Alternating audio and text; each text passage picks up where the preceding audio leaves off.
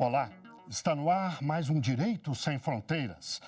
Hoje vamos falar das estratégias de grupos de extrema-direita para recontar as histórias das ditaduras militares da América Latina, principalmente no Chile e na Argentina. O objetivo desses grupos é limpar a imagem dos ditadores e dos governos que se impuseram pelo medo e pelas armas. Para isso, rasgaram constituições, prenderam, torturaram e assassinaram. 1973, o presidente do Chile, Salvador Allende, democraticamente eleito, é assassinado e o governo socialista do país é derrubado por um golpe violento. Militares prendem e torturam pelo menos 40 mil pessoas, matam mais de 3 mil e impõem um regime alinhado aos Estados Unidos com forte orientação econômica neoliberal. O chefe do regime, o general Augusto Pinochet, só saiu do poder 17 anos depois, acusado de corrupção e de ser o maior responsável pelos massacres que o país viveu. Nesse domingo, 50 anos depois do golpe, chilenos saíram às ruas para lembrar os crimes da ditadura. Mas a manifestação pacífica foi tumultuada por 50 mascarados que tentam inverter a história. Para eles, Pinochet não cometeu crimes, foi um herói. E a tese encontra respaldo nos esgotos das redes sociais e até entre parlamentares de extrema-direita. Na Argentina, a campanha de Javier Milei, candidato da extrema-direita a presidente, também oferece uma narrativa suave para os crimes da ditadura militar do país, a mais violenta e cruel do continente. Os militares sequestraram crianças, prenderam, torturaram e mataram mais de 30 mil pessoas. Quando a democracia voltou, generais, almirantes e brigadeiros que deram um golpe e comandaram o país de 1976 até 1983 acabaram presos. Mas Javier Milei diz que eles foram injustiçados e que, se eleito, os militares punidos deverão ser indultados e soltos. Para falar desse assunto, eu converso online com José Renato Ferraz da Silveira, historiador, doutor em Ciências Sociais, e também com Pio Pena Filho, professor e doutor em Relações Internacionais. Muito obrigado a vocês dois pela participação aqui no Direito Sem Fronteiras. Eu começo com uma pergunta para o professor Pio. Professor, alguma dúvida de que essas ditaduras, especialmente do Chile e Argentina, mas da América Latina como um todo, que graçaram aí nas décadas de 60, 70 e 80 do século passado, segunda metade do século passado, alguma dúvida de que elas cometeram crimes graves, que mereciam punição, crimes contra a humanidade? Caro Guilherme, espectadores, né? De forma alguma não resta a menor dúvida que cometeram crimes e crimes inomináveis, né? Que vão desde a tortura ao desaparecimento de pessoas, a prisões sem a menor justificativa, ao assassinato de cidadãos, né? Então, todas foram, aliás, todas as ditaduras são criminosas, né? Nesse nosso contexto, nós estamos tentando aqui abordar digamos assim, as duas piores, que tiveram resultados piores. A gente fala, no caso do Chile, uma estatística conservadora em 3 mil mortos, um sem número de perseguidos, encarcerados, torturados e exilados. No caso da Argentina, ainda pior, que revela a insanidade de um regime brutal e ditatorial. Outra estimativa conservadora, 30 mil mortos. De novo, a mesma coisa com relação aos torturados, imprisionados, exilados e etc. Agora, não fica por aí. né? Nós tivemos a mais antiga ditadura no Cone Sul, foi a do Paraguai, quando o general Alfredo Stroessner tomou o poder em 1954 e veio a morrer aqui no Brasil, exilado, vivendo muito bem aqui em Brasília. Nós tivemos também a ditadura brutal no Uruguai, que em termos percentuais matou mais gente do que a Argentina, do que o Chile e do que o Brasil. E nós tivemos a nossa própria ditadura, né? Que também foi responsável por centenas de mortes, torturas, prisões, exílios e um regime, digamos assim, uma mentalidade, uma ideologia que, infelizmente, está aí até hoje. Bem, né? Nós não conseguimos superar.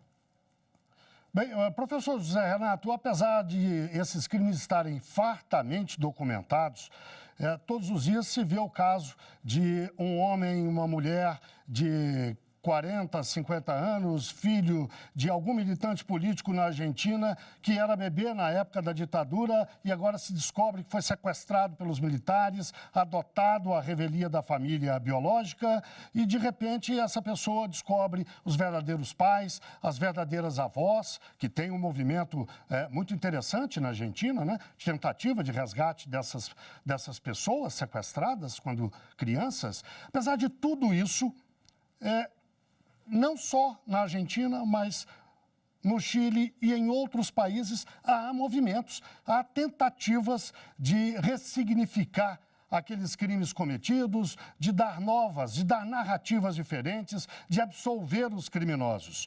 Por que isso acontece? Como é que esse fenômeno surge? Muito bem, agradeço pelo espaço, TV Justiça, cumprimento cordialmente o professor Pelpena, no qual muito grande admiração, e cumprimento a todos os nossos espectadores.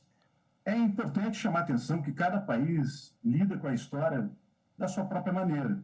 E eu chamo a atenção de um livro da professora Margaret Macmillan, o livro Usos e Abusos da História, que ela trata a respeito do revisionismo, do negacionismo, a forma como os países contam e recontam a história. É interessante, Guilherme, que me lembrei de algumas passagens do livro, quando ela, por exemplo, trata a respeito de como que os países envolvidos diretamente na Segunda Guerra Mundial contam e recontaram a história do seu envolvimento. Vou aqui ilustrar algumas situações. Por exemplo, a Alemanha Oriental, nos anos 60 e nos anos 70, normalmente diziam os jovens que não viveram durante a Segunda Guerra Mundial que a Alemanha Oriental lutou ao lado da União Soviética contra a Alemanha Ocidental, que era nazista. A Áustria, nos anos 60, nos anos 70, diz a professora Margaret Macmillan, historiadora canadense, por exemplo, dizia que era um povo feliz, um povo alegre, e que foi a primeira vítima do nazismo durante a Segunda Guerra Mundial, antes, né, as vésperas da Segunda Guerra Mundial, a partir do ano de 1938. É interessante, né? Hitler era austríaco, grande parte dos manifestantes austríacos apoiaram, endossaram a Anschluss, mas os austríacos começaram a contar a história nos anos 60, nos anos 70, também foram as primeiras vítimas do nazismo. É interessante que os japoneses também, após a Segunda Guerra Mundial, nos anos 60, nos anos 70, depois dos bombardeios de Hiroshima e Nagasaki, contava a história da seguinte forma: eles foram vítimas dos Estados Unidos. E tudo aquilo que foi feito, meu caro, na década de 30, em Manchúria, e outros fatos tristes e lamentáveis do Japão na Segunda Guerra Mundial, houve uma tentativa de varrer debaixo do tapete. Um aspecto interessante que eu gostaria de ilustrar também é a Espanha. A Espanha, depois da morte do general Franco, começaram a querer estabelecer o Pacto de Olvido. Vamos deixar tudo isso que aconteceu para o passado, né? Aqueles envolvidos, e vamos esquecer isso. O que aconteceu agora nos últimos anos, nas últimas décadas? Não, vamos tratar disso de forma séria, de forma cuidadosa, descobrir as covas coletivas de pessoas que morreram na Guerra Civil, que morreram durante a ditadura do Franco. Então, vejo que esse movimento que está acontecendo na América Latina, na Argentina, no Chile hoje, que completa 50 anos do golpe militar de Pinochet, faz sentido, faz muito sentido. Mas é interessante que a gente percebe duas forças, né? Forças, evidentemente, criticando essas ditaduras militares, que cometeram horríveis crimes, né, contra suas próprias sociedades nacionais, mas, ao mesmo tempo, grupos que endossam ou que abrandam a imagem desses generais, desses militares que estiveram envolvidos direto e indiretamente nesses golpes. Professor Pio, e como é que a sociedade democrática se defende dessas tentativas de recontar a história com uma versão absolutamente falsa? Como é que a sociedade se defende? Mais que isso, há alguma chance de prosperar, essas tentativas prosperarem? Eu sinceramente creio que não há chance disso prosperar, porque é algo assim tão recente, né, e tão evidente que, embora existam saudosistas, os fatos são inegáveis. O que aconteceu, aconteceu. E é muito interessante a gente perceber que, em alguns momentos, quem contou essa história, na verdade, foram os derrotados, né? Por exemplo, aqui no Brasil, nós temos assim, uma memória que remete a essa época, e que agora sim estamos, não só aqui, mas também na Argentina, no Chile, no Uruguai, começando a contar a história. Esses movimentos políticos que mexem com isso, eles sim são muito perigosos, porque eles manipulam questões, temas, assuntos, uma agenda muito sensível. Por exemplo, o Milei, na Argentina, e a sua candidata a vice, né, a Vitória, eles negam, eles tentam exaltar, eles tentam fazer o contrário. Aqui no Brasil, o Bolsonaro, o Mourão, tentaram também fazer o contrário. Né? Na verdade, é recontar a história na perspectiva dos que finalmente foram derrotados. Porque eles foram derrotados, prevaleceu a democracia, prevaleceu a ideia de direitos humanos. Mas é uma coisa assim, não podemos esquecer de jeito nenhum. Eu até gostaria de dizer o seguinte: atrocidades aconteceram dos dois lados. Isso é importante também, para a gente não ficar carregando apenas de um lado. Eu acho que o encontro com a história ele tem que ser sincero. A esquerda também agiu brutalmente, reagindo ou agindo, não importa. A diferença talvez, professor... Mais ainda, o problema da direita é que a direita, no caso, né, os militares, eles estavam com o aparelho do Estado todo com eles. É diferente, é desproporcional. Claro. Mas essa coisa aí é muito importante a gente conversar mesmo. Professor José Renato, na Argentina, especialmente, eu perguntei ao professor Pio se havia chance dessas tentativas prosperarem. Na Argentina, especialmente, a campanha favorita nas eleições presidenciais agora de outubro, no primeiro turno, e que podem chegar a segundo turno em novembro, essa campanha, nós mostramos isso na reportagem, defende abertamente o indulto, a absolvição desses militares que cometeram crimes. Lá, talvez, haja mais chance disso prosperar, apesar da Argentina ter sido o país que mais puniu, que mais colocou atrás das grades e que condenou, inclusive, generais, almirantes, brigadeiros. Mas eu gostaria que o senhor respondesse daqui a pouquinho, logo depois do intervalo. O Direito Sem Fronteiras faz uma breve pausa e volta já já.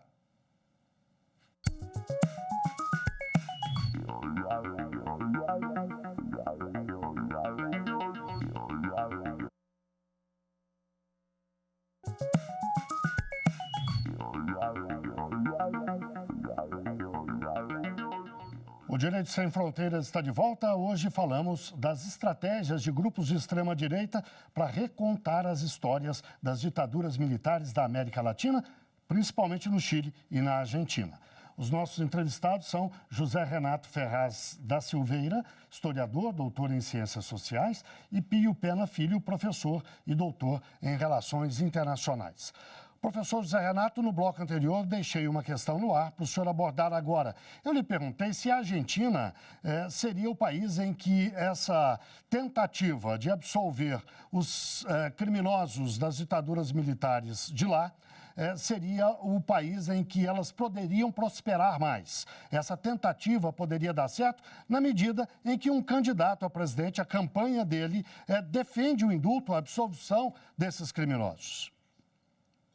Eu acho improvável que isso aconteça, né? Mas como conversamos, né, fora do início do programa, né, professor Pupena, não tem, às vezes pode acontecer essas questões, essas situações, embora eu considere improvável que isso prospere. Mas eu gostaria de chamar a atenção de um aspecto que é muito importante nessa conjuntura política, né, do século XXI, principalmente nesses últimos anos, nesse início de nova década do século XXI, a respeito dessas figuras políticas, né? Como a deputada ultraconservadora, a Vitória, o candidato que vai ser vice-candidato à presidência, né? Na chapa do candidato a presidente Javier Milei. Mas eu acho interessante, Guilherme, esse aspecto dessas figuras extremamente polêmicas, figuras controversas, que lançam essa estratégia, que foi muito bem utilizada pelo programa, para tentar, claro, causar algum fascínio, despertar alguma curiosidade e que, ao mesmo tempo, vai gerar grande repulsa na opinião pública. E a gente pode constatar, né, professor Pupena, essas conexões que acontecem praticamente no mundo todo, né? Figuras políticas com esse perfil excêntrico, que fazem frases bombásticas, né, como essa frase do Milei, que tem dito e proferido várias e diversas vezes. Eu acho interessante também um outro aspecto a agregar nesse ponto.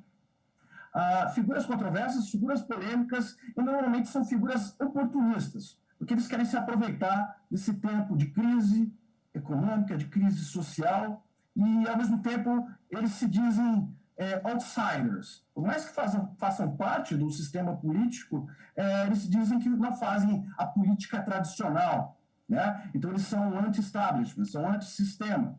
E um outro perfil, outro aspecto, outro traço característico que eu chamo a atenção dessas figuras, que acontece aqui na América Latina, aconteceu nos Estados Unidos, acontece também em relação à Europa. Eu acho que, né, professor Pupena, um fenômeno que tem ocorrido com certa frequência, é esse aspecto também deles se declararem como homens e mulheres providenciais, né? São messias, são capazes de solucionar todos os problemas sociais e econômicos dos seus respectivos países, que vão fazer esses países prosperarem, crescerem, se tornarem grandes potências. Então, esse eu acho que é um ponto muito interessante de chamar atenção em relação ao Milei, em relação também à deputada que vislumbra ser vice-candidata à presidência, né? Esse eu acho que é um aspecto muito interessante, muito importante para a gente destacar, né, sobre essas figuras que têm aparecido com bastante frequência no Brasil, agora na Argentina, nos Estados Unidos e em outros países europeus. Professor Pio Pena, golpes militares na América Latina deixaram de acontecer da forma tradicional, tanque na rua, soldados, prisões, ou seja, de uma forma assintosa, direta, às claras, deixaram de acontecer já no final do século passado, embora a instabilidade no continente ou no subcontinente tenha permanecido a instabilidade política. Países, mais de um, começou lá com o Fernando Lugo, no Paraguai, passou pela Bolívia, enfim, vários países sofreram com mudanças abruptas de governo que são caracterizadas por muitos como golpes. Essa é uma novidade que veio para ficar, ou a América Latina está aprendendo a conviver com isso, a superar isso? Eu sei que o senhor é um estudioso, inclusive, do fenômeno político na África, e que lá é diferente, continua a se dar o golpe tradicional, né? A gente viu o Gabão, a gente viu a Nigéria, vários países da região ali, do oeste da África, passando por essa situação. O que o senhor nos diz sobre a América Latina em especial e nessa comparação com a África? Eu vou partir assim da América do Sul, né? E um comparativo com a África, como bem colocado, né? Desde 2020 para cá, foram aproximadamente 7 golpes de Estado tradicionais, mano-militares, ou seja, militares tomando poder.